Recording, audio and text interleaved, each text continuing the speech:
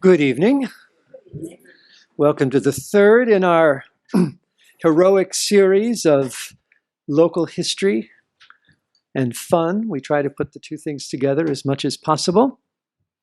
Just to remind you that the last in our series will be coming up on April 25th, and it's going to be From Cradle to Grave, Reverend Nathaniel Hunting's Extraordinary Records of East Hampton, 1696 and 1753.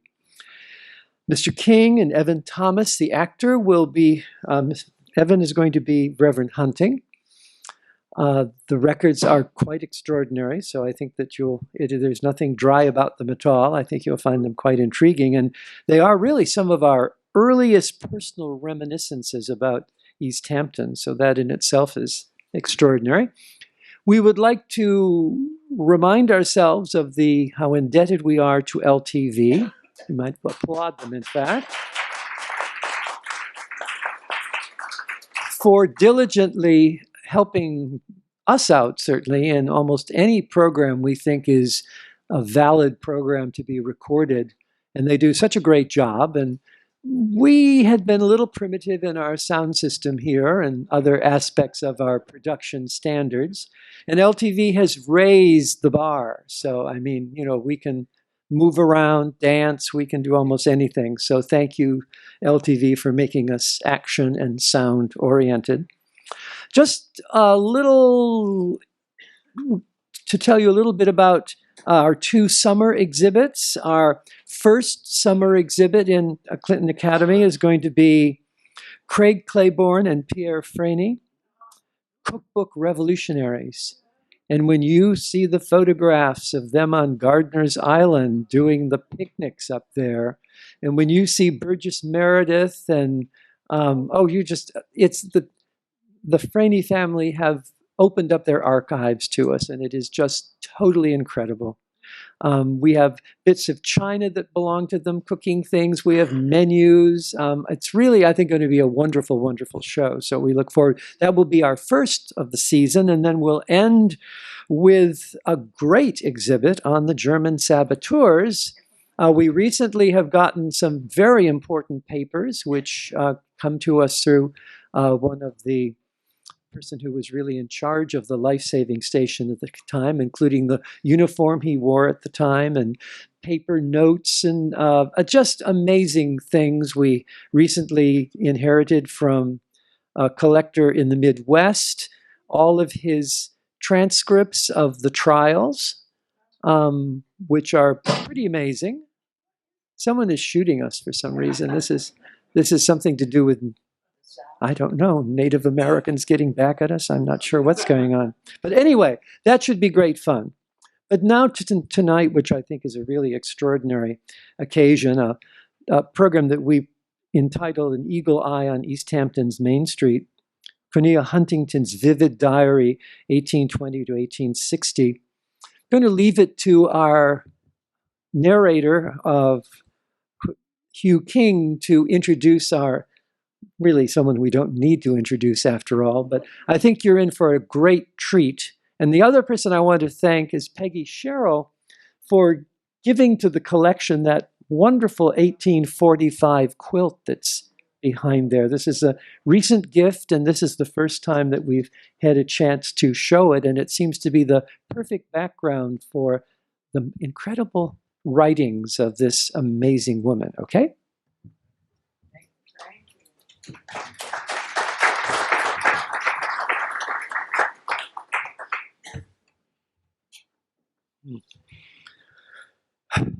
Cornelia Huntington was born in 1803 and she died in 1890. She lived almost her entire life at 134 Main Street, which is right up the street. The original house is not there.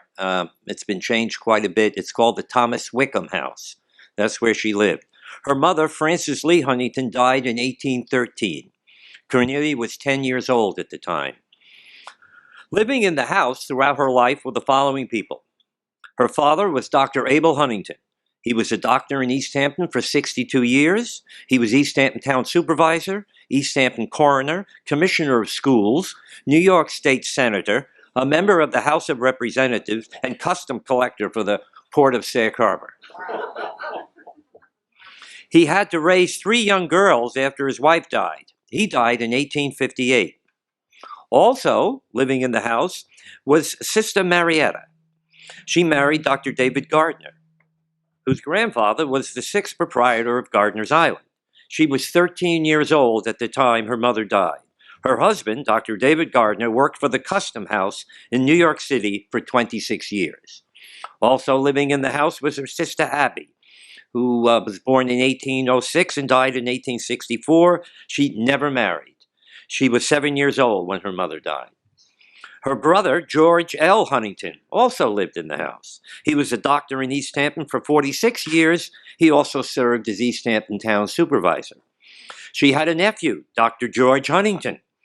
He wrote a very famous paper in 1872 and delivered it in Ohio about a disease called chorea, which he posited that once it skipped a generation, you were safe.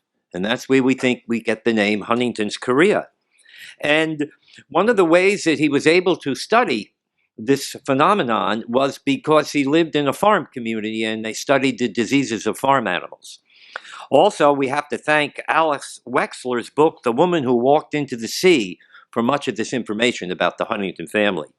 Also living there was John Wallace.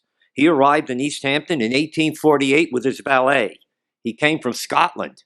He lived with the Huntingtons his entire life. He was an early founder of St. Luke's Church. He taught young George Huntington Latin and introduced him to the classics. Also living in the house was Mary Daly, probably a servant. And then, of course, there was Cornelia Huntington. She was 18 years old when she started the diary. She probably attended Clinton Academy right here. She was an early communicant of St. Luke's Church.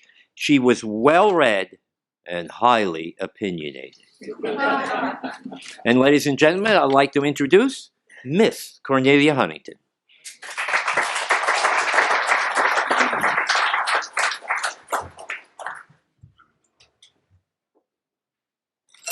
New York, January 1821. On Friday afternoon of my return from a sleigh ride to Harlem, I found Miss Caroline Amelia Bedloe waiting for me to go on a shopping expedition down Broadway with her. Being always ready for such a jaunt, I readily complied with her request, and in company with Caroline and Ellen, sallied forth to display my refulgent charms to the admiring crowds in the grand parade of Broadway. I shall not attempt to record the various diverting adventures we met with, or describe the innumerable airs and graces of all the handsome shopkeepers and streetwalkers whom we were so happy to encounter during our delightful walk, for I feel impatient to introduce the doctor upon the stage. After completing our business, we slipped up Broadway the distance of a mile to take tea with Mrs. James Armstrong. It was evening when we reached there, and we began to think we should have a long, lonely walk back without any beau. However, Mrs. Armstrong declared she would send for Dr. Ireland, her family physician. He was a great admirer of the ladies, and would be highly delighted with the opportunity of taking tea with so many. Accordingly, she dispatched her footman on the errand, who soon returned with the doctor's card of compliments and the welcome intelligence that he would soon follow. Oh my goodness, did I forget poor Jimmy Murphy? Forgive me, Jimmy. Assuredly I shall never forget you. Murphy is Mrs. Armstrong's brother, gentle reader. A poor cripple with knock-knees and gout feet, gray-headed and toothless, always in love, and strange as it may seem, excessively vain of his person. Hark! The bell rings. The hero of my tale draws nigh. The door opens, and through a phalanx of grinning West Indian servants, in rolls something, a plaid cloak opens, and out hops Ireland. The ceremony of introduction over, the doctor seats himself and enters into conversation with all the ease of a Frenchman just imported. He appeared about 40, a widower with 1 child, and I'm quite unable to describe his appearance as I ought. He is gay with the gay and talks folly with wild girls like the 2 Carolines and myself. But whether he is wise with the wise, I cannot tell. Anyway, after tea, the subject chanced to be fortune-telling and fortune-tellers. The doctor had heard of a fortune-teller who lived in Mott Street, and the ladies too had heard much of her skill, and finally the doctor proposed that we should go and consult her as to our future destiny. We were all in high spirits and ready for a frolic, so away we started without taking a moment to consider the propriety of the measure. No one knew where to look for the place. We knew it was in Mott Street, but what part of it we could not discover. However, Caroline Armstrong was acquainted with a Mrs. Kingsland who had told her the number, but she had forgotten it. So away we sallied down the Bowery a mile out of our way in search of Mrs. K. We found the house where she had lived, but she had moved to her father's, so we were now about giving up the pursuit. But the doctor and Miss Armstrong would not consent, so we retraced our steps up the Bowery, and after calling at several places without success, we at length found Mrs. Kingsland. Oh, wretched luck! Mrs. Kingsland could give us no information. She knew of no fortune-teller in Mott Street, but recommended one in Hester Street.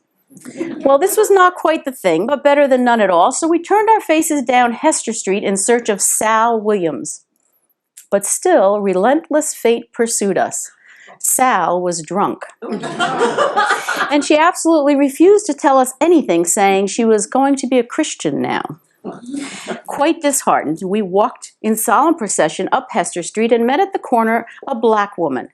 Now, says our beau, I'll ask her, for if there's a fortune teller within 1,000 miles, the blacks are sure to know it. So he accosted her and inquired if she knew where the fortune teller resided.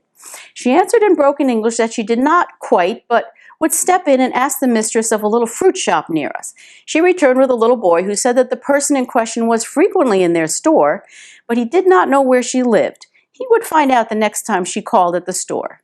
In the meantime, he recommended one who lived in Orange Street. The doctor thanked him for his information, and giving him $50 for his trouble, we started again for Orange Street in search of Pinny Togue. Well, with great difficulty, we at length found the residence of Pinny Togue. The young ladies found their courage fail them when they saw the place, which looked more like the entrance of the infernal regions than anything else. After passing through a dark alley scarcely wide enough to admit us, we found the miserable abode of the Pinny Togue. We hung back, but the doctor boldly pushed forward and, opening the door, discovered a room filled with clouds of smoke, in which we just discerned the huge form of Pinny Togue and her male companion. Fortune had not yet done persecuting us. Pinny was sick. She, however, recommended a lady of her profession who lived up in Augusta Street. Now, doctor, shall we give up the pursuit or not? Said I. Give it up? No, indeed. Patience and perseverance like faith move mountains. We will call on Madame Montauk. Perhaps she will tell us something worth 10 times as much trouble. Thus spake Dr. Ireland, and in huge glee we pursued the way to Madame Montauk's house, 46 Augusta Street. For once, fortune smiled upon our expedition. We reached the place without difficulty, and Madame Montauk received us herself at the door and ushered us into a neat little parlor with a good fire in it, where, after warming ourselves, we proceeded to make known our business. Madam talked very fast in bad English, but we determined before we went in we would not call each other by name or give her a chance to find out anything by our conversation, so we sat in profound silence. She took Caroline Bedloe and Caroline Armstrong first into her private room, and as I had nothing else to do during her absence, I took the liberty of surveying the premises. The room was ornamented with pictures. I did not examine all of them, but 2 or 3 were scenes from Shakespeare. Well, it now came my turn to have my fortune told. I shall not record it for fear that it should break the charm, only I opened my eyes a little when she told me my daddy was going to be married. I shut them again when she said my sister had a son, but when she recalled her words and said she was going to have one, I think they stared wilder than ever. After spending a little time with Madam, we took our leave and shaped our course toward home. Well, Cornelia Huntington was not only a diarist, she was also a novelist and a poet. Her odes were sung or recited at the 1849 celebration of the 200th anniversary of the founding of East Hampton. In 1858, her odes were sung or recited at the funeral sermon for the John Milton. Remember, the John Milton was a ship that crashed off of Montauk in 1858. All perished. 21 of them were given a funeral ceremony right across the street in the 1717 church, and they're buried down in the South End burying ground with that obelisk just on the northern end of the cemetery. And the inscription on the cemetery, on the obelisk, was written by a man named John Wallace. Okay? In 1861, her odes were sung at the celebration when they erected a flagpole between the Gardner and the Hunting houses on Main Street. That's where the LVIS building and the other historical landmark, the Palm Restaurant, located, right? In 1899, at the 250th anniversary celebration of the founding of East Hampton, her odes were sung or recited.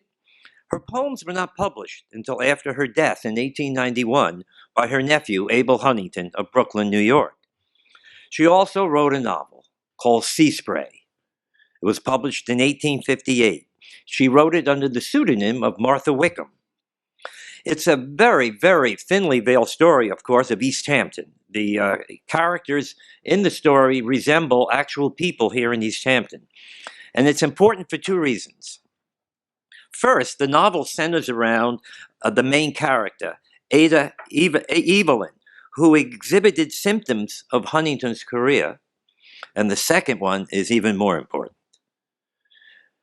She wrote that this place in the 1840s and 1850s in July and August was packed with people. All right, so it didn't come when the railroad or the artists came. They were here before that.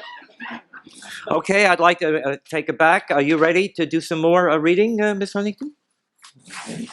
East Hampton, Thursday evening, March 8th, 1821. I have not opened my book in 4 weeks, and I don't know as I have anything to write now, except that I have reached home in safety. I've been this afternoon with Daniel Dayton and Company to Wainscott to see a whale killed this morning in the waters off Paradise by a small crew of dumplings. We had to take a row off some distance in order to have a fair view of the monarch of the deep. Tom hopping felt quite sublime, and the dumplings were all considerably elevated. We were treated by one of the dumplings to a clamshell of whiskey. We got a little wet and somewhat frightened during our sail, or rather row, but upon the whole, we had a rather lively time. Wednesday evening, July 1821, 10 o'clock. I've had the honor, and I suppose I may say pleasure, of spending the evening with Mr. Fithian. I can't think it is quite right for all our beaux to go abroad for wives when there are so many fine girls in East Hampton. For instance, myself. The mild beams of the moon harmonize and elevate the soul, and I never feel so at peace with all mankind as when I sigh and gaze upon her beautiful face. If one has friends who are dear to him on such a night as this, he will think of them with emotions of tenderness unfelt at any other time. Tuesday evening. I've just been to carry a bowl of hot corn and beans to Jerusha, and we had a fine frolic. I have had an introduction to Mr. Albert Osborne this evening. He appears to be a very pleasant little fellow. I think I must try to set my cap for him, but I warrant he is engaged, for all the beaux are. What a multitude of old maids are gathering on thy borders. Marriages here are like angel visits, few and far between. I'm extremely sorry that there should be such a paucity of beaux in this poor degraded spot. Old maid! My blood runs cold at the bare idea of being one of the detested list. My prospects at present are gloomy indeed. I must paint my withered cheeks and curl my gray locks and make myself as detestable as any old hag among them. As punishment for my uncivil language, I deserve to be an old maid myself, and punishment enough that would be, God knows. There's a bright light in Mr. Filer's chamber. The beaux, I presume, have not yet retired. Wednesday evening, 10 o'clock. I shall not write much this time, I presume, for I am so completely fatigued that I can scarcely stand. I've been to the beach this afternoon, and what with the length of the walk and frolicking in the sand, I found means to fatigue myself very much. I found the Bows very sociable and pleasant, and on the whole spent a very agreeable afternoon. Very agreeable. As Maria Nicol used to say, I endeavored to be my agreeablest in order to captivate the gentleman. But I fear I did not succeed. Never mind, however. I spent the evening at Jerusha's.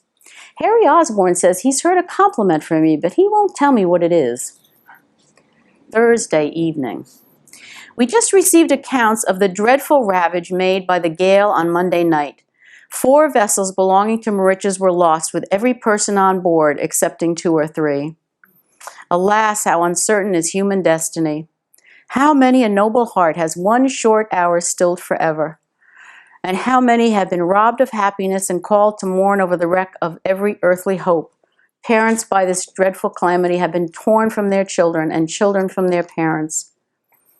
Today the forest leaves are green, they'll wither on the morrow, and the maiden's laugh be changed ere long to the widow's wail of sorrow. Sunday afternoon. All the good people, or those who wish to be thought so, have gone to church. I, who under the very droppings of the sanctuary stay home to serve the devil. In my humble opinion, I may as well be absent in body as mind, and I'm very sure that there's not interest enough in anything Jimmy may read to call home my wandering thoughts. The wind whistles drearily, the winter's approaching with rapid strides. If some of the friends with whom time used to pass so pleasantly could be restored, how delightfully the coming winter would fly away. But that is quite impossible. Many long, long miles lie between us, and death has snatched some from the little circle of my acquaintance who used to enliven every scene. Alas, what a changing scene is life. Tuesday evening. Mrs. Wickham lies hovering on the brink of the grave. A few fleeting hours and her earthly career is finished. Alas, how many, how endearing are the ties which bind us to life. How agonizing the event which severs them forever. Indeed, man is but a vapor and life a vision, a disturbed and painful dream. I'm going over to Esquire Saxton's to help Maria make a shroud. Who will do the same melancholy office for me? Perhaps an unknown person, a stranger? Who would grieve to exchange this perturbed and unrefreshing slumber for that sweet sleep that knows no waking? Sunday evening. The last sad scene is over with Mrs. Wickham. Her cold remains are lodged in the grave, but her pure spirit has gone home to God.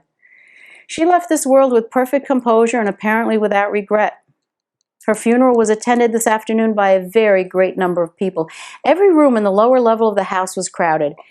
Death is not so terrible to witness as I imagined. It is awful indeed to behold a friend in the agonies of death, but I did not feel the horror that I expected. The parting with our friends I should suppose to be the most painful trial, and the horror of annihilation, the dread of ceasing to be, or being forgotten upon earth, would be greater to me than the pains of death or the fear of anything that may come after it. Sunday afternoon.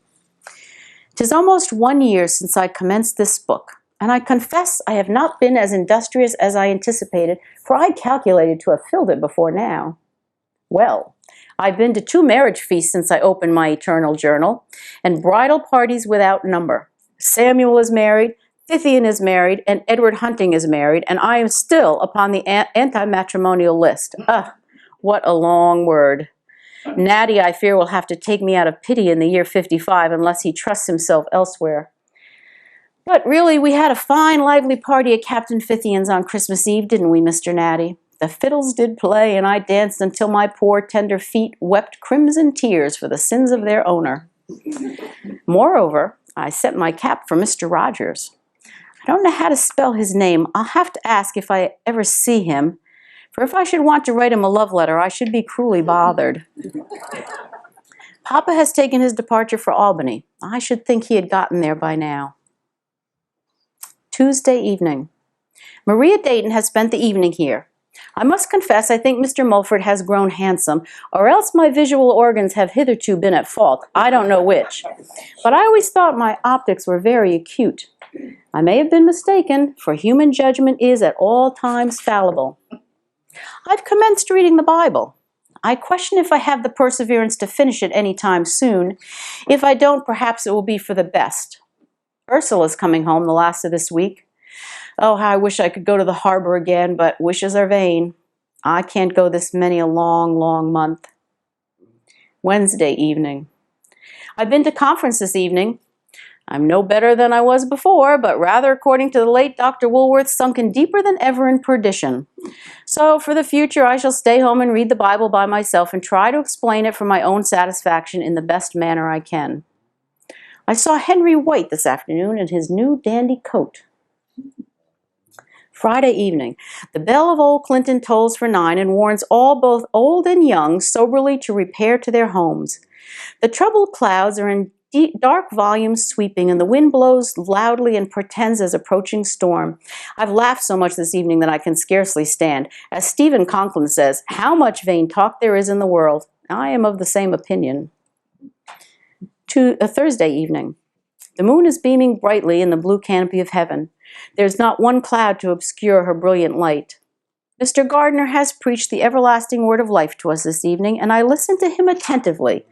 But it was seed sown among thorns, for I have not yet broken up the fallow ground of my heart. Saturday evening, October 20th. It's now about a year since Mrs. Wickham was placed in her last long home. Already is her name almost forgotten. How strange that we can so soon forget those whom we fancied so dear to us, and yet 'tis merciful that we can. Sunk in self-consuming anguish, can the poor heart always ache? No. The tortured nerve must languish, or the things of life would break. The evil that men do lives after them, and for my part, I should rather be remembered to be such than not to be remembered at all. So I think I will do something to immortalize my name. I don't know what it must be, something very wicked, but not mean. I should rather be the bold perpetrator of daring crimes than the sneaking slave of petty vices. I'd rather be a highway robber than to rob a hen's roost. Even if I had to blow out a man's brains before I could pick his pockets. And if I was to make a choice, I would prefer a bold-faced, lion-hearted villain who would cut a man's throat genteelly to a whining, hypocritical, church-going deacon who would cheat a man out of his eyes, provided he could do it with an honest, bargain-making way. Oh, Lord, deliver me from being under the dominion of a Presbyterian devil.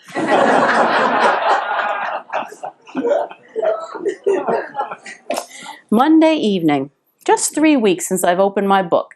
However, I feel myself excusable as I had been out paying a visit. I've nothing of importance to commemorate. Stop? Stop. Have I not been sleigh riding with Mr. Gracie? And is that not nothing? That is something surely worthy of remembrance. Then be it remembered that on Friday evening, Mr. William Johnson Rysam Gracie waited on my most delectable ladyship to the far-famed village of Amagansett. The weather was cold and the sleighing poor, but the stars were bright and the beaux polite, and the ride delightful, you may be sure. Tuesday morning, the wind blows cold and stormy, a prospect of more sleighing. But I fear I shall not get another ride unless God in his wise providence sends back Mr. Gracie. I shall be 20 years old in a few months. 20 years old! I shall be an old solitary in spite of all the refulgent graces of my person, or the still more fascinating charms which heaven with unsparing hand has lavished upon my intellect. Well, I'll take the veil and turn Roman Catholic, not so much to expiate the sins of my heart as to conceal the wrinkles which the withering hand of time shall have planted on my brow. It's more than 2 years since I began to stain the pages of this book. I do not think that it would have been so long ere it was filled. I did not think it would have been so long ere it was filled, but I have lost both the inclination and the power to write. I fancy I must make an interesting appearance with my nightcap on and my feet in a tub of water. But I am an invalid, so my looks are very excusable, and I hope there is no harm in saying I should like to see jolly John Darling, though I would rather not be seen by him just now, for God knows I look bad enough at best, and I don't want to spoil my market. This is a dreary night, and I feel drearily. Who cares about that? Nobody upon earth. There's a solitary fly buzzing about the candle, but poor fellow, his friends are all dead. He's left to a cheerless existence indeed.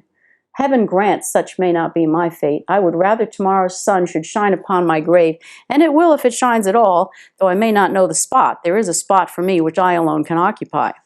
Perchance if I were in it now, I should escape many a bitter heartache. The 9 o'clock bell at Clinton Academy, we have to remember that Clinton Academy was not a boarding school. At least no one, the students did not sleep here. The day students went back to their homes, and those who boarded in houses up and down Main Street. And the 9 o'clock bell was the signal, I guess, to go. She mentions a Daniel Dayton. He was the father of Charles Boulevard Dayton, a physician who served with Sherman's March to the Sea during the Civil War. And Charles Boulevard Dayton, of course, the Dayton House is now the 1770 house. The Wainscott dumplings.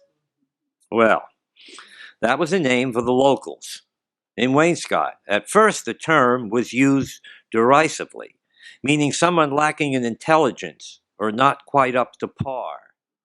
Bonikers.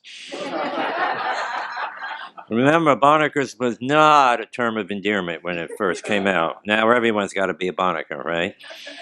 Later, the term was used by the Wainscott dumplings themselves as they called each other, "Oh, you're a regular Wainscott dumpling." See, they kind of turned it around. The other story about the dumplings comes from eating dumplings cooked by a Wainscott woman that were as heavy as lead. She also mentioned a place called Paradise. I could not find Paradise on any of the old Wainscott maps when they went whaling, but there was a whaling station on some of the old maps right off the coast of Wainscott. So that's the only clue that I have what Paradise meant.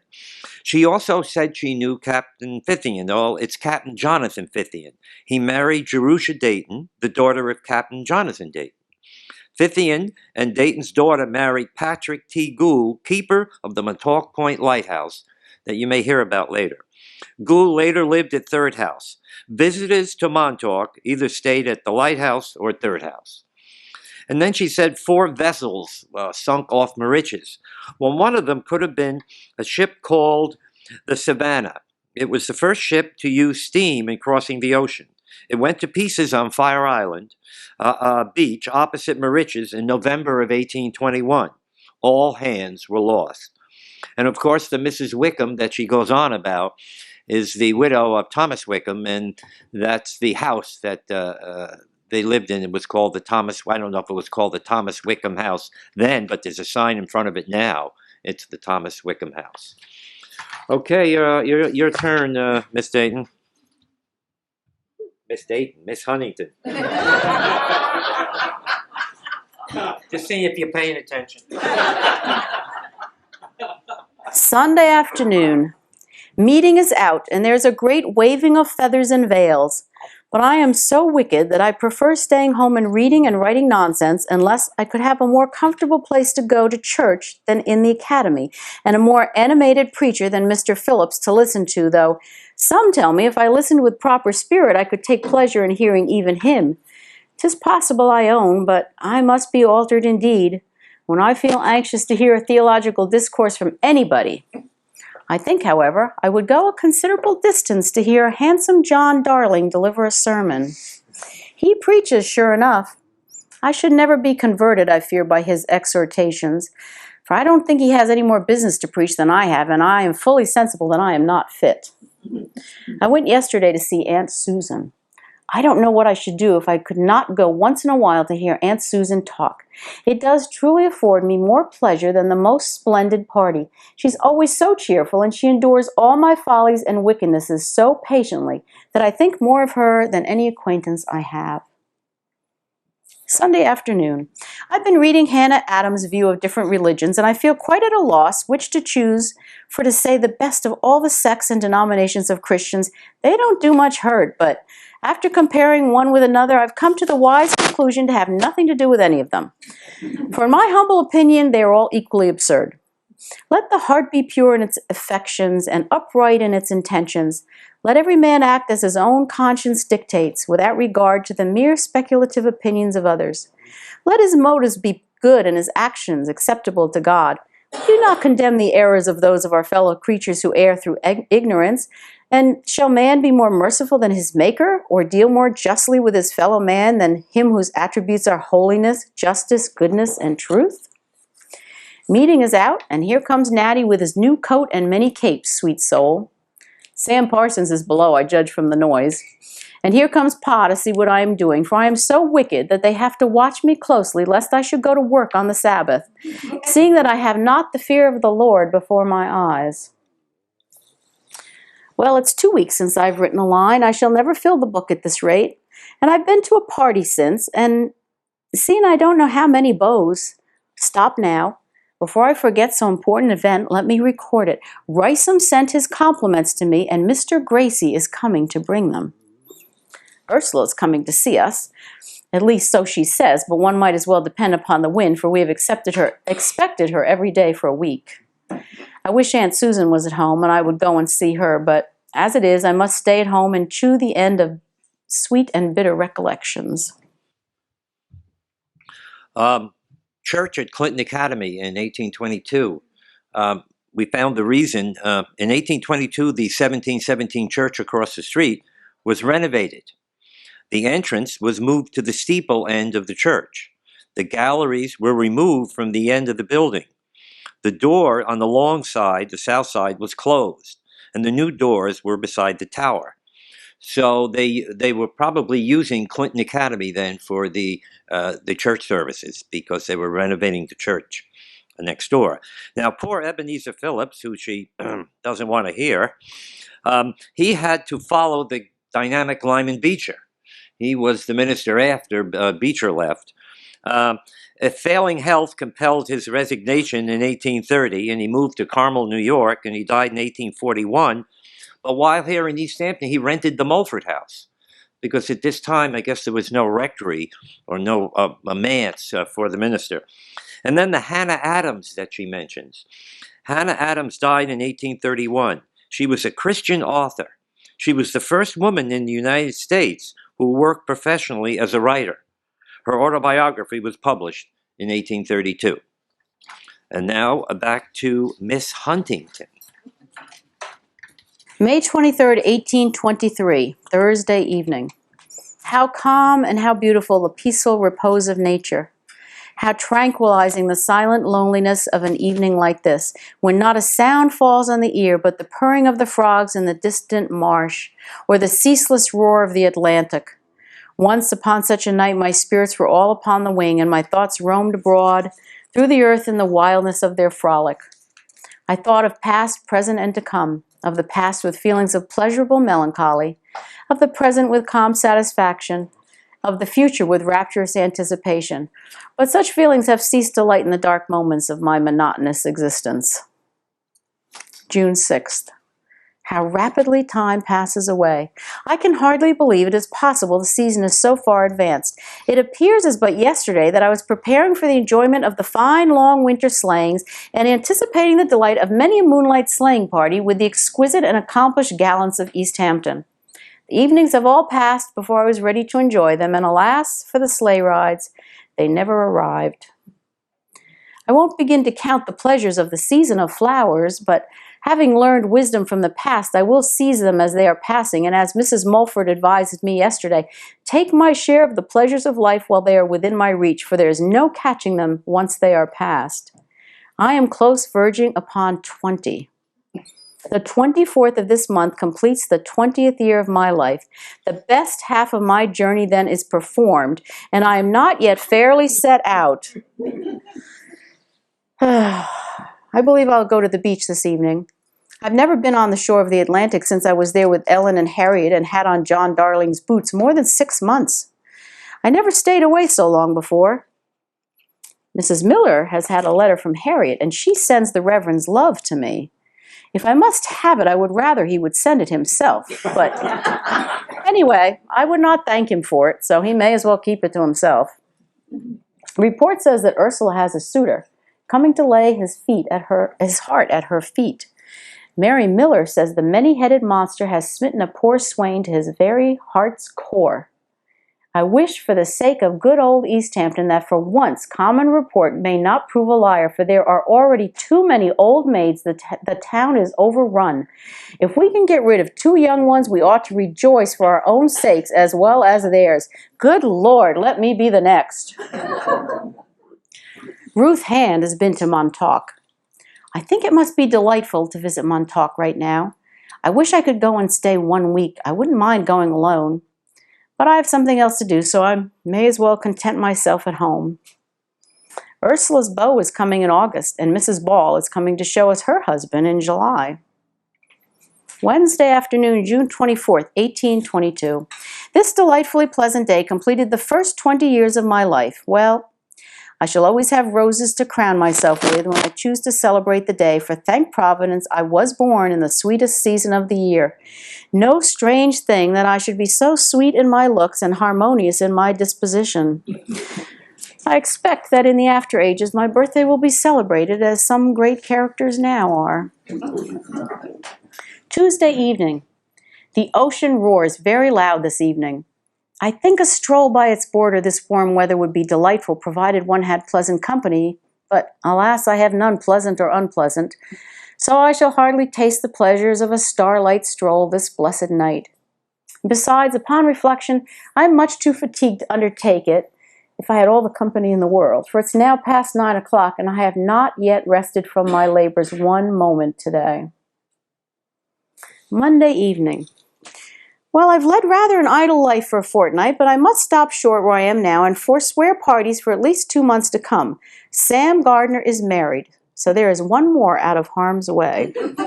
I wish him and his bride all the happiness they deserve, and I don't know as their very best friend could do any more. I expect the fair bride has left some broken hearts, and possibly the bridegroom has too, but thank God mine is not among that unhappy number. Mrs. Gardner has returned.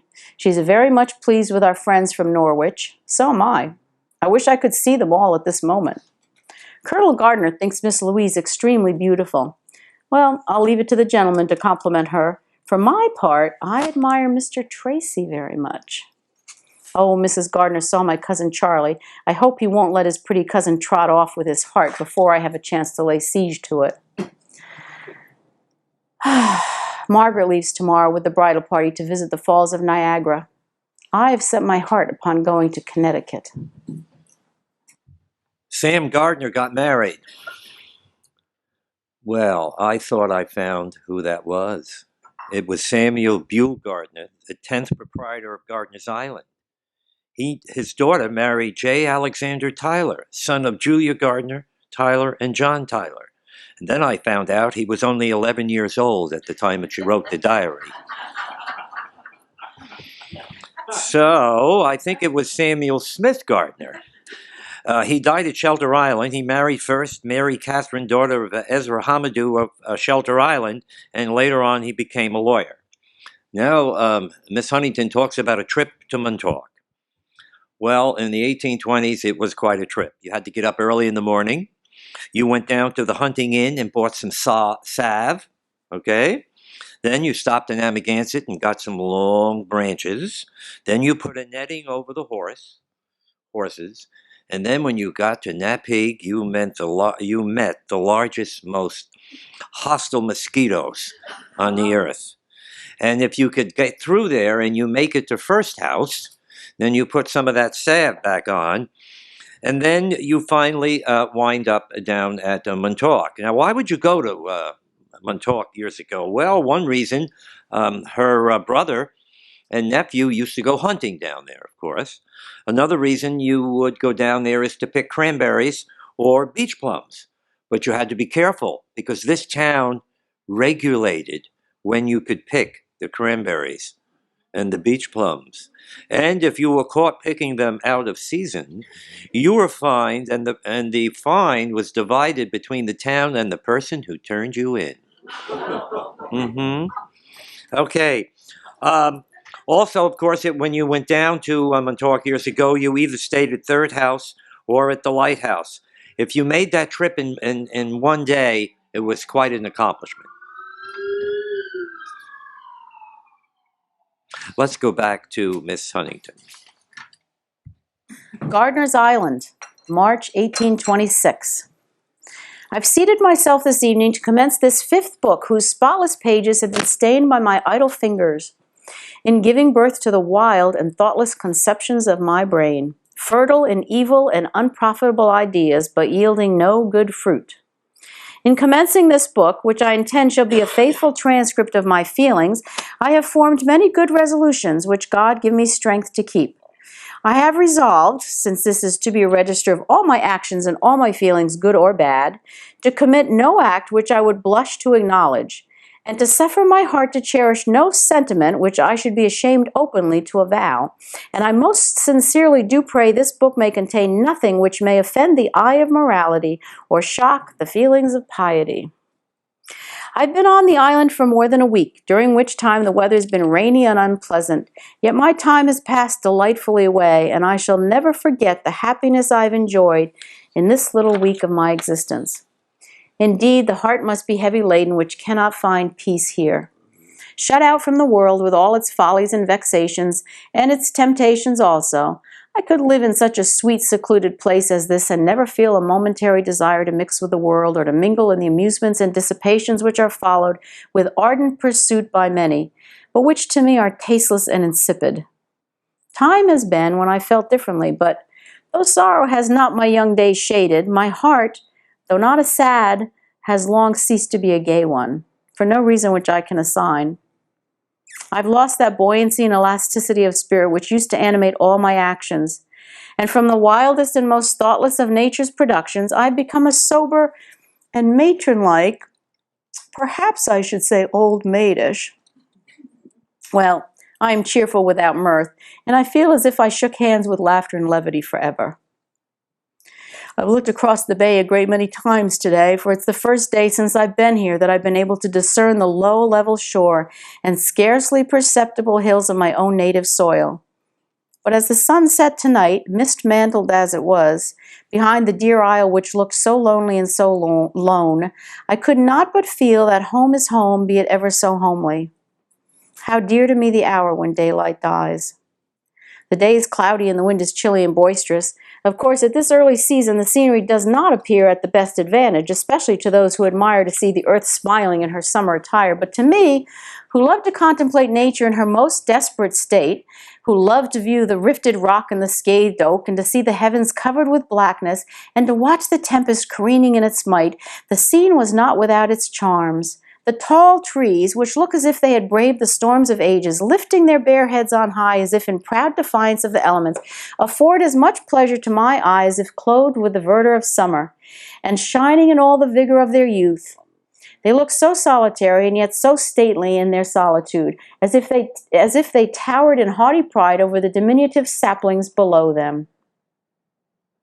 I fear me if George has brought from Gardners Island a fine parcel of fish-hawk's wings, I intend to pull them to pieces, for I see they have noble quills, and I imagine they could soar very lightly into regions of fancy if I had a pen to record my ideas, which had fanned the air of heavens and laved the deepest waves of the Atlantic. Well, Cornelia Huntington's trip to Gardners Island may have been sparked by the fact that the proprietor of the island at that time was David Johnson Gardner, an eligible bachelor. However, poor Mr. Gardner only lived 25 years. Also, I'm sure David Johnson Gardner must have been a friend of Dr. Abel Huntington. Now, when she went to the island, she would have seen the 1774 house that was put up. They raised the frame in the middle of the night because the gardener was afraid of grog bruisers showing up. They must have did a lot of drinking after they got it done. So in order to prevent that from happening, he did the raising in the middle of the night. She would have seen the 1815 renovated mill by Nathaniel Dominy, the windmill on the island that he renovated. And of course, she would have seen many, many osprey nests. I'm not sure the number at this time, but at one time there were almost 300 nesting pairs of ospreys on Gardners Island. And now we go back to Miss Huntington and maybe a trip somewhere. I went to church in time to scrutinize the decorations. This is the 4th of July. which I think were not in the best taste, and to witness the procession, which was but indifferent. Jeremiah, however, gave us an oration in very florid style. His language was very handsome, his ideas chaste, liberal, and enlarged. His delivery handsome, easy, and unaffected, and his whole appearance in the highest degree creditable. If he had any fault, it was that of soaring too high in the regions of fancy, and indulging rather too freely in flights of imagination. I've been once or twice in my life to see the sun rise over the sea. More than once I've climbed to the Lighthouse in Montauk to catch the sun's first rays as they streamed on the dancing wave, and never in my life have I enjoyed more perfect happiness than when I was last at Montauk. We were all in such fine spirits, so well I calculate to be very domestic this summer, and I intend to devote myself exclusively to the discharge of my duties as a housekeeper, hoping thereby to get a good name and moreover to gain the good graces of some sweet, fair-handed old bachelor, who may want a tidy, economical body for a wife. I don't know as I shall refuse, for they say John has no end of money, and I intend to marry for money. January 1st, 1861. I received a communication from my old correspondent, Reverend E.B. Huntington, by the mail tonight, announcing that his History of the Huntingtons will probably go to press in May, and asking a final installment of facts and items from our branch of the family as early as possible. I have not much to tell him. 11, alack, and no sign of Georgie yet. If it is not dissipation for a child of his age, I don't know what is. The church I think she was talking about going to was St. Luke's Chapel. It was built in 1858, and she spent a lot of time over there cleaning, decorating. The trip to the Montauk Point Lighthouse must have been spectacular. Remember, she was familiar with Patrick T. Gould, who was the keeper. Can you imagine at this time walking 180 steps to the top of the lighthouse? I mean, I don't know what, there's a higher point in the town at the time. Then you walk along the cliffs, and you can look up at the stars.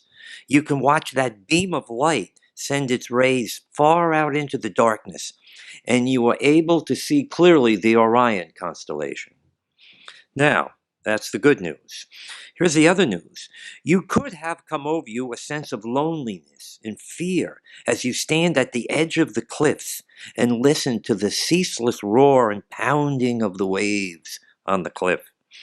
Cornelia knew Captain Fithian, whose daughter married Patrick T. Gould, the keeper of the light. She may have also seen some Native Americans, some Montaukets down there. Most of them probably at this time lived at Indian Field. By 1840, there were probably not more than 30 natives living down there. They continued trapping fur animals for pelts, shooting fowl, harvesting oysters, raising their stock. Ice and perch were harvested at the ponds, and berries were picked and sold for money for shoes. They made bowls, squaw brooms, scrubs, and baskets, and they worked at the cattle fields, building fences. So this is what she may have seen down there. Back to you, Miss Huntington. January 13th. Dismal cold. Did not go to church in the morning. Not so much on account of the cold as because our handmaid being absent. I could not get through with my domestic duties an hour earlier than the ordinary time for service, the sleigh having been ordered to be at the door at 9. I went in the afternoon, though, riding both ways, and the congregation was tolerable for us on such a cold day. I had the pleasure of reading Mrs. Baker's last letter from Boykink, pleasant, affectionate, and kind, but not lover-like. I suppose there can be strong liking and warm, friendly attachment between individuals of opposite sexes without any romantic fiddle-faddle, though most folks scowl at the idea. Our maid has returned. I shall relinquish the dishcloth. January 21st. Mussing in the kitchen all morning. Washed, pressed, and made ready cloth for pantaloons for Georgie, which I'm going to work upon in the morning. Knitting in the evening. No letters. January 24th. Snowstorm with high wind. No mail. Slow progress on the pantaloons. It is so dark and the days so short that I make poor headway. February 20th. Sewed all morning, went to the academy in the afternoon to attend the examination of the school. Mr. Fordham has a fine school, and the whole arrangements were highly creditable both to master and pupils. I enjoyed it very much. Some of it showed me how much less I know than I did 40 years ago, how much more I've forgotten than I've learned. I found Mary Gardner here on my return, much to my surprise, for I thought she was in the city. March 4th. Lincoln is president now, indeed and in truth. Wrote first thing this morning a long letter to Charles. Spent the remainder of the day making a flag for Georgie, sewing together stripes of red, white, and blue, and tacking white stars onto a blue ground. It was flung to the house amid much tinkling of bells as soon as the news came of the successful inauguration of our new president. Then I dressed and went to a party at Mrs. Miller's, where I met a select and very agreeable company and spent a very pleasant evening. March 5th. Have been busy nearly all day doing a little piece of needlework for Mrs. Mulford. George and Georgie been to Montauk, heard Abel read the inaugural, and then went over to Mr. Layton's and spent the evening with Mrs. Reynard. March 20th. Delightful weather. Sleighs are flying. No news. Sumter not yet evacuated, and I have ceased to feel any interest in anything pertaining to secession. March 21st. Sewing all day. Made good progress on a fine cambric skirt which I am to trim with needlework edging. Call in the morning from Sarah Osborne, who brought a little purchase made for us at Sag Harbor. Great mustering of the troops for the defense of the capital. 7th Regiment leaves today and others follow in rapid order. Our history thus far has been a tame and uneventful one, but we are furnishing materials now for an interesting record. Volunteering has not reached this unimpressionable people. I'm not so very war-mad as to wish that it should. March 23rd. Sewing all day. About sick with cold, exciting news from the seat of war. Troops attacked while passing through the city of Baltimore. Massachusetts regiment fired upon and 2 men killed. So it is as it was in the Revolutionary days. The first blood shed flowed from the veins of Massachusetts men then as now. Shot down in cold blood in the streets of a city. Baltimore always was a very hotbed of cowardice. April 2nd. Have been to church all day, though sick with a cold, and kept up under the influence of an opiate. Very small attendance at chapel, but a great turnout at the old meeting house to hear Mershon's war sermon. Great excitement occasioned by a telegram saying that Jeff Davis had marched upon Washington at the head of 100,000 men and taken the capital. The story was either the blundering ignorance of the operator at the office or a mischievous hoax got up by boys for Mershon's benefit. May 18th. The flag was raised this afternoon from the center of the old willow tree and floated out barely on the fine breeze. Quite an assemblage to see it go up amid cheering. It's taken me all afternoon to clear up the mess they made under the tree. George and Abel both busy professionally. Abel has pocketed his first $5 fee. Abby, sick in bed all day with a headache. Stephen Mershon was a minister in East Hampton when the Civil War started, and he and his wife left to go serve the Union Army, and then talked about the flag. Well, let me do Examination Day first. Okay. Examination Day at Clinton Academy was the most important social event in the community, and one which attracted a large audience of parents and friends, usually held in April and September. The 2-day event was an opportunity for students to exhibit their scholarly achievements and to have fun. A theatrical production, usually a comedy or a satire, was the main feature of the program. The event also served as an advertisement to attract new students for the coming semester. The girls all brought posies to decorate the room. The minister gave a speech. The boys delivered their declamations. The girls sang. The boy who had written the best composition during the year delivered the oratory. One year, Cornelia's nephew, Abel Huntington, made the speech. Now, this is what she could have seen in 1821 when they had one of these examination days at Clinton Academy. There was Edward and Eleanora, a tragedy presented, and who was the Earl of Gloucester? Patrick T. Gould, who became the Keeper of the Light. There was a show called Women, and who was Eleanora, Princess of England? Miss Jerusha D. Fithian, wife of Captain Jonathan Fithian. Then the mock doctor was presented. Who was Sir Jasper? Patrick T. Gould. Then the brothers, a tragedy by Edward Young. Who was the king's favorite? Patrick T. Gould.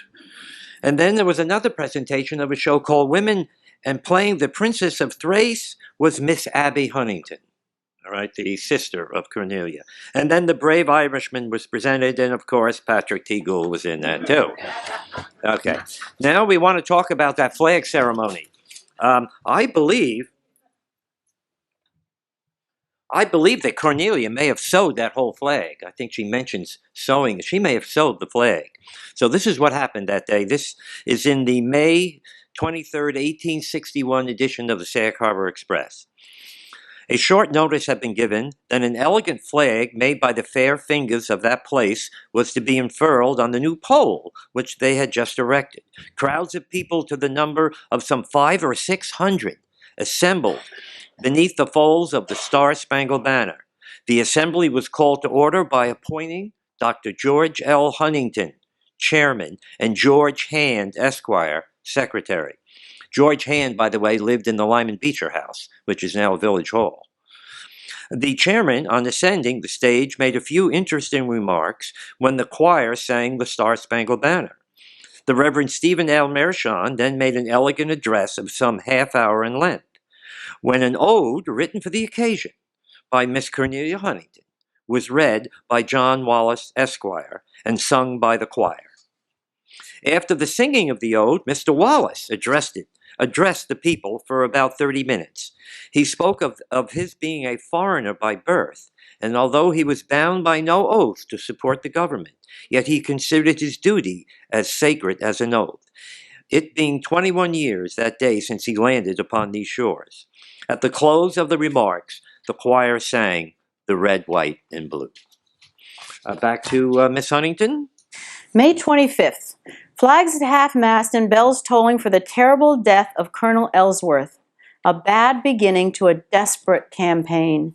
Colonel Ellsworth of the 11th New York entered Marshall House Inn in Alexandria, Virginia, and took down the Confederate flag from the roof. He'd been able to see the flag from the White House when he met with Lincoln. The innkeeper met him coming down the stairs of the inn with the flag and killed him with a shotgun blast to the chest. The innkeeper was in turn killed by Ellsworth's colleague, Captain Brownwell. General War News, 1863. Great war news today. All things are possible with God, and it is just possible that He has turned a favorable ear to our fast day petitions and taken the cause into His own hand, as Stonewall is incapacitated from any present mischief. The recrossing of the Rappahannock for offensive operations, the occupying of Richmond. No news tonight except that Stonewall is dead. So that ends his career. June 24th, 1863, my birthday. What a time there was about this time 60 years ago when this lump of proud flesh was first detected pushing itself up upon the fair face of creation. 60 years. And the little troublesome fungus still here in spite of burnt alum and caustic. So be it. It is the Lord's will and mine. No dates, more war news. The mail brings news of the capture of Vicksburg, but not being deemed perfectly reliable, the flag will not go up until the arrival of tomorrow's mail. A letter from Ben announcing the birth of another daughter. He performs without promising, and so is unlike the Army of the Potomac, which promises without performing. Great rebel invasion of Maryland and Pennsylvania, terrible excitement, and troops hurrying off to repel the invaders. The valiant New York 7th leading the van. It is my humble opinion that there is a great cry over a comparatively small matter, though Baltimore and Philadelphia may be in flames at the present writing. Lee's army is in force north of Baltimore is the report. Well, if Hooker lets him get back unscathed, I have nothing to say. News from the seat of war more and more discouraging and provoking, but there is hope that something more decisive may come of it this time, for they are both in desperate straits. Great and glorious news. Lee's army, if not conquered, at least worsted and driven back. Late telegrams say surrendered, but that's too good news to be swallowed whole. While Lee has escaped, while the great man slept, I knew he would. It will take wide-awake folks to trap a Lee. I'm one of the tribe, I ought to know. Anyway, he's the best commander this war has called forth. August 7th, 1863. A day of great excitement in East Hampton. That which we have long been predicting and fearing has come at last. Thank God not to our household, though our escape was miraculous. There was an unusual turnout to the beach of all the frivolous idlers in the place and all the teams and drivers to be mustered. About 11 o'clock, a horseman dashed through the street shouting, to the beach, man a boat, man a boat." Every house was filled with consternation, for everyone had more or less members of his family on the beach. We had 2 children. God knows they had no business there. The next cry was, "Too late to save him. Rally the seine crew to drag for the body." "Who is it? Who is drowned?" was the agonizing question from one to another. At length we heard that it was Jimmy Talmadge, and George Huntington had barely reached the shore. Oh, the thrill of selfish relief that came with those words. It was an infinite comfort to learn subsequently that Georgie, instead of going recklessly into danger and leading his inexpert companion with him, had gone bravely to his rescue and sustained him until escape was hopeless with him and scarcely possible without him. If Georgie had been as craven-hearted as the dozens who stood and looked at him, he would never have reached the shore. Several others came very near being carried out and only reached the shore exhausted and tired with effort. I rejoice that Georgie need not thank a man for his life. I regret that the thing has happened, but lessons were needed, and they have fallen. August 10th, another day of fruitless effort on the beach, dragging for the body. Courage beginning to flag. They will try once more tomorrow, after which Georgie has been told that he must give it up, for he is wearing himself out with labor and exposure in this terrible stifling heat. But he begs so hard and is so anxious to aid in searching that it's hard to deny him.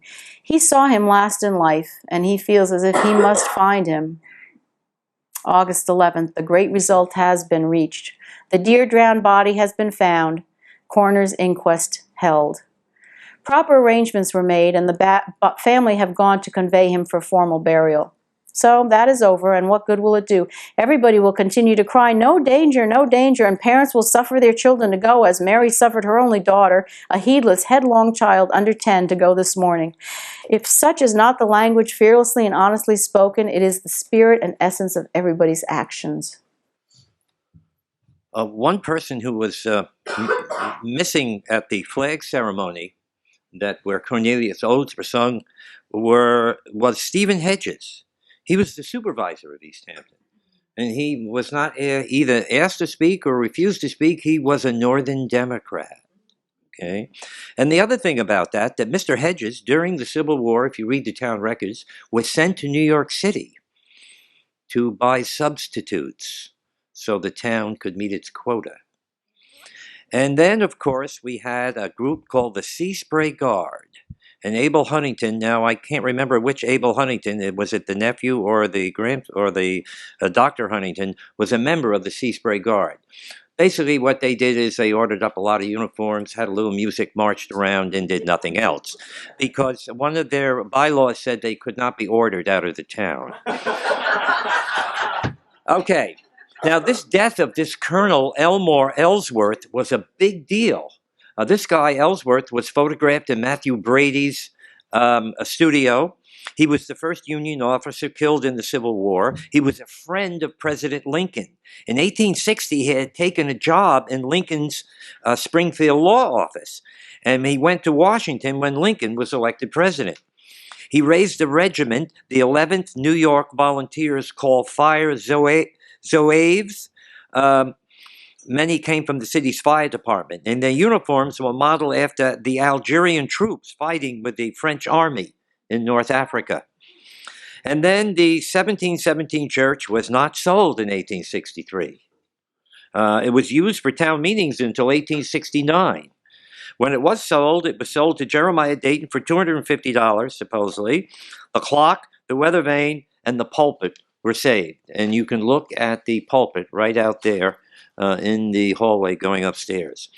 Okay, Miss Huntington? The war is at an end, and the Soldiers' Aid Societies are among the things that were. Abraham Lincoln sleeps with his fathers, and Andy Johnson reigns in his stead. but peace is not in our councils, nor honor, nor truth, nor loyalty, nor sterling God-fearing honesty in our halls of legislation. I can't see that the world has grown in grace much in the last 3 or 4 years, or that the flesh and the devil have lost any of their ascendancy. On church matters. I went after dinner to the chapel to prepare the altar for communion, being sexton, committee on repairs, superintendent, everything in fact, but rector and treasurer. Had an afternoon's job, for it was excessively dirty, except around and in the chancel rail, where I do not allow any avoidable soil. I've been at work on the chapel all day and have come home weary and exhausted, but we feel perfectly satisfied with the results of our labors, so far as our labors are concerned, but we can't supply, as we seem expected to do, all the many deficiencies and nakednesses of the premises inside and out without means, strength, or help. Let someone else try it once and see how long anyone will persevere as we have in the thankless task of doing with their might what is everybody's business, taking trouble and labor and responsibility in all the 10,000 items of expense, soap, tacks, wings, dusters, scrubs, cloths, pails, dippers, and all the incidentals of house cleaning, besides the boarding and superintending operations. Money troubles and heartburnings in the sweet Christ-following parish, a pack of vainglorious, worldly, unscrupulous, extravagant beggars. I thank God I occupy free sittings in Little St. Luke's and do the sweeping and keeping in order myself, rather than sponge upon poorly filled and reluctant packets for the means to make a show. Amen. I went early to chapel and found, just as I expected, the communion paraphernalia left on the altar from last Sunday's communion. So I had to go in the face of the congregation and take off the service and cloth, restore things to proper order. I don't know how East Hampton Episcopalians will ever get to heaven if outward ordinances and observances are of any consequence as tending thitherward, as not one of them ever feels called upon to take the first initiatory step, but leaves every care and duty to me as though I were a paid official. If getting to heaven depends upon these outward saving ordinances, I don't see how they will find the road when I die, for there is never a thought given to any church matters by anyone else. I'm tired of being sexton, warden, vestry, and congregation for such a pack of shiftless persons, for nothing ever excuses me. March 9th, the beautiful morning as ever looked out in gladness and glory to brighten and beautify the world. The birds are singing as though the storms and snows and darkness were among the forgotten past. If, like the birds, we could live in the present, sending up our morning hymns of gladness and gratitude, that we need have no shivering dread of the future, how much wiser would we be? If we could, why could we not if we would? Georgie's come home unharmed, arriving midday, tired, dirty, ragged, and hungry, with a great goose as the result of nearly 4 days vagabonding in the hills and beside the ponds of Montauk. But he says he had a pleasant time, and they've been very comfortable. June 24th. This is my 64th birthday. Well, I must try to be more dignified and stately, or I shall be a flippant fool. Unknown date in 1867. Rain, rain, rain all day, and I have sewed steadily as though the comfort and well-being of all Long Island was depending on my efforts. Cutting up cloth, sewing it together again. Well, I'm saving scraps from the rag bag, and when it's done, it is neat and pretty, and there is no growling old man to go with buttonless shirts and heelless stockings in consequence. Life is full of compensations, and it is doubtless my compensation for not being appropriated. There is always enough to thank God for, and I do thank Him for perfect personal independence. Who believes that?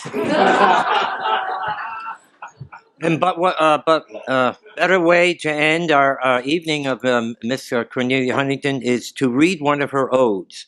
This was sung at the flag ceremony in 1861. Wake, sturdy, staunch East Enders, wake and proud that manhood might, truth, fearless, firm defenders, stern champions of right. Pledge to defend that banner, born proudly in the van, life, fortune, sacred honor, and all that's dear to man. To fling the empty scabbard upon the fresh free sod, stand firm and leave the issue in perfect trust with God. Ladies and gentlemen, Barbara Borsack as Miss Cornelia Huntington.